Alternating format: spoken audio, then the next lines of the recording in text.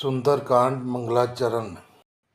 शांतं शाश्वतं प्रेमनिनदं निर्वाण शांति Padma Brahma Shambhu फणैष्य save Neesham वेदांत वेदम विभम रामाख्यं जगदीश्वरम सुरगुरुम माया मनुष्यम हरिम वंद्यम करुणाकरम रघुवरम भूपाल चूड़ामणिहम शांत सनातन अप्रेमेय प्रणामों को परे निष्पाप मोक्ष रूप परम शक्ति देने वाले ब्रह्मा शंभु और शेष जी से निरंतर सेवित वेदांत के द्वारा जानने योग्य सर्वव्यापक देवताओं में सबसे बड़े माया से मनुष्य रूप में दिखाने वाले समस्त पापों को हरने वाले करुणा की खान रघुकुल में श्रेष्ठ तथा राजाओं के शिरोमणि राम के लाने वाले जगदीश्वर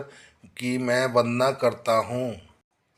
नान्या सप्रिय रघुपते हृदय समधिये सत्यम वदामि च भवान खिलानंतरात्मा भक्ति प्रद्युम रघुपुबम निर्भरम में कामादि दोष रहितम करु मानसम च।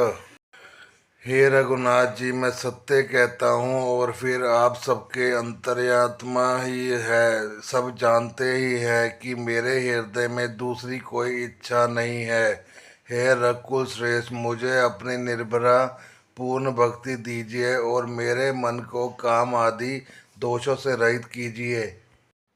अतुलित बलधामम हेमशिला भेदमम धनुज वन कृशानुमम ज्ञानी नाम ग्राम गम्यम सकुल गुण निधानमम वानरा नाम धीशम रघुपति प्रिय भक्तमम बात जातम नमामि।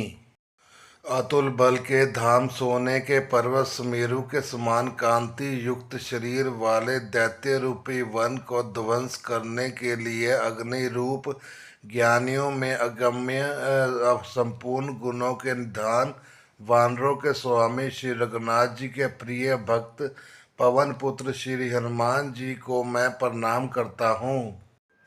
हनुमान का लंका में प्रस्थान, सुरसा से भेंट, छाया पकड़ने वाली राक्षसी का वध। जामवंत के वचन सुहाए सुनी हनुमंत हृदय अति भाई तब लगी मोहि परखियो तुम भाई सही दुख कंद मूल फल खाई। जामवान के सुंदर वचन सुनकर हनुमान जी के हृदय को बहुत ही भाए। वे बोले, हे भाई, तुम लोग दुख सहकर कंद मूल फल खाकर तब तक मेरी राह देखना। जब लगी आवो सीताई देखी होई काज मोहि हर्ष विशेषी यह कही नाई सभी कहु माथा चलियो हर्ष ही धरि रघुनाथा। जब तक मैं सीता जी को देखकर लौट ना आऊँ काम अवश्य होगा, क्योंकि मुझे बहुत ही हर्ष हो रहा है। यह कहकर और सबको मस्तक नवाकर तथा हृदय में श्री रघुनाथ जी को धारण करके हनुमान जी हर्षित होकर चले। सिंधु तीर एक भूधर सुंदर कौतुक कूदी चढ़े ता ऊपर बार बार रघुवीर संभारी तरके पवन तन्ने बल भारी। समुद्र के तीर पर एक सुंदर पर्वत था। हनुमान जी खेल से ही अनायासी कूदकर उस पर चढ़ गए और बार बार श्री रघुवीर का स्मरण करके अत्यंत बलवान हनुमान जी उस पर बड़े वेग से उछले। जय गिरि चरण दे हनुमंता चले सुगा पाताल तुरंता जमी अमोद रघुपति कर बाना ऐ भांति चले हो हनुमाना। जिस पर्वत पर हनुमान जी ने पैर रखकर चले, जिस पर वे उछले, वह तुरंत ही पाताल में धंस गया। जैसे श्री रघुनाथ जी का अमोघ बाण चलता है, उसी तरह हनुमान जी चले। जल निधि रघुपति दूत विचारी ते मिनाक होई श्रमहारी। समुद्र में उन्हें श्री रघुनाथ जी का दूत समझकर मिनाक पर्वत से कहा कि हे मिनाक, तू इनकी थकावट दूर करने वाला हो, अर्थात अपने ऊपर इन्हें विश्राम दे। हनुमान तई परसा कर पुनि कीन प्रणाम। राम काज कीने बिनु मोहि कहाँ विश्राम। हनुमान जी ने उसे हाथ से छू दिया, फिर प्रणाम करके कहा, भाई श्री रामचंद्र जी का काम किए बिना मुझे विश्राम कहाँ। जात पवन सुत देवै देखा, जान कह बल बुद्धि विशेषा। सुरसा नाम अहि के माता, फटई आए कही तई बाता। देवताओं ने पवन पुत्र हनुमान जी को जाते हुए देखा। उनके विशेष बल बुद्धि और जानने के लिए परीक्षार्थ उन्होंने सुरसा नामक सर्पों के माता को भेजा। उसने आकर हनुमान जी से यह बात कही, आज सुरे मोहि दीन आहारा। सुनत वचन कह पवन कुमार। राम काज कर फिर मैं आवो, सीता कई सुधि प्रभु सुनावो। आज देवताओं ने मुझे भोजन दिया है। यह वचन सुनकर पवन कुमार हनुमान जी ने कहा है, श्री राम का कार्य करके मैं लौट आऊं और सीता जी की खबर प्रभु को सुना दूं।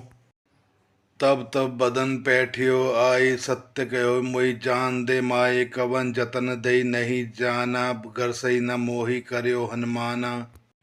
तब मैं आकर तुम्हारे मुंह में घुस जाऊंगा, तुम मुझे खा लेना। हे माता, मैं सत्य कहता हूँ, अभी मुझे जाने दें। जब किसी भी उपाय से उसने जाने नहीं दिया, तब हनुमान जी ने कहा, तो फिर मुझे खा ना ले। जो जन भरी तई बदनु पसारा, कपितनु कीन दुगन विस्तारा। सोरह जो जन मुक्तई धायो, तुरंत पवन सुत 32 भयो।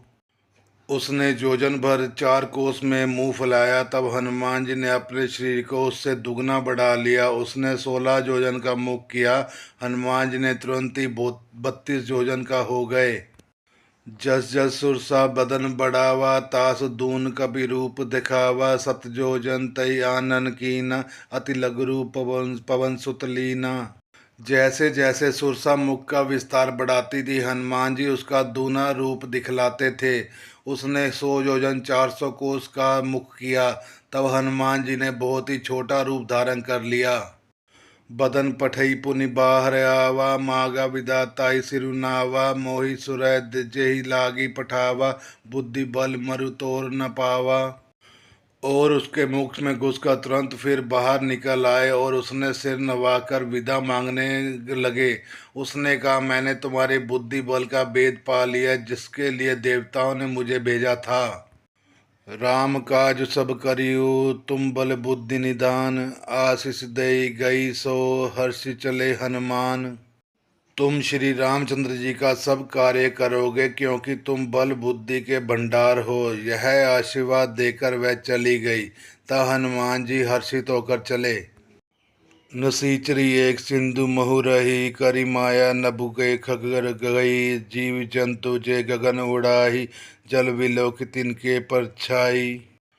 समुद्र में एक राक्षसी रहती थी। वह माया करके आकाश में उड़ते हुए पक्षियों को पकड़ लेती थी। आकाश में जो जीव जंतु उड़ा करते थे, वह जल से उनकी परछाई देखकर गई छासक सो न उड़ाई। ए विधि सदा गगन चर खाई, सोई छल हनुमान कह कीना। तासु कपट कपि तुरंत ही चीना। उस परछाई को पकड़ लेती थी, जिससे वह उड़ ना सकते थे और जल में गिर पड़ते थे। इस प्रकार वह सदा आकाश में उड़ने वाले जीवों को खाया करती थी। उसने वही छल हनुमान जी से भी किया। हनुमान जी ने तुरंत ही उसका कपट पहचान लिया। ताही मारी मारुत सुतवीरा, बारिधि पार गयो मति धीरा। जहाँ जाय देखी बन शोभा, गूंजत चंचरीक मन लोभा। पवन पुत्र धीर बुद्धि वीर श्री हनुमान जी उसको मारकर समुद्र में पार गए। वहां जाकर उन्होंने वन की शोभा देखी। मधु पुष्प रस के लोभ से भोरे गुंजार कर रहे थे।